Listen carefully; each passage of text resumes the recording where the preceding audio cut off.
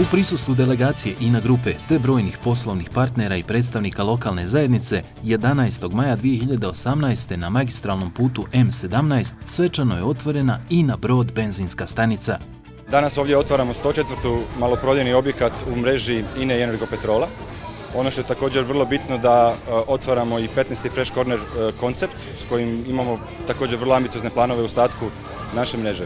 Međutim, ono što je posebno bitno i ono što nas sve raduje da je ovo prvo prodajno mjesto u Republici Srpskoj. Sama investicija je vrijedna 2,5 milijuna maraka i ovdje će raditi novo zaposlenih 14 ljudi.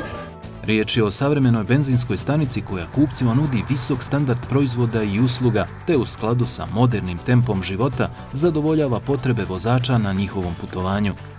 Sa ovim poprilično impresivnim objektom nastavljamo dizati standarde u Bosni i Hercegovini, u našoj industriji i tako ćemo nastaviti rasti. Međutim, tu naši planovi za Republiku Srpsku neće stati. Ovdje se osjećamo ovih prvih 20 dana što radimo jako dobro, tako da se nadam da ćemo do kraja godine otvoriti još 3 prodajna objekta u Republici Srpskoj i to u Prijedoru, Derventi i Doboju.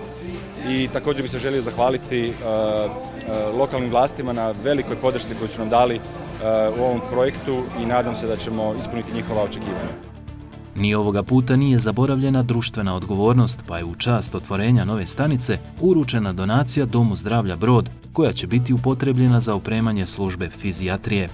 U projekat INA Brod benzinske stanice uključen je i prostor za odmor i osvježenje od putovanja, a tu je i dokazano najbolje gorivo Klas Plus te prostran parking prostor.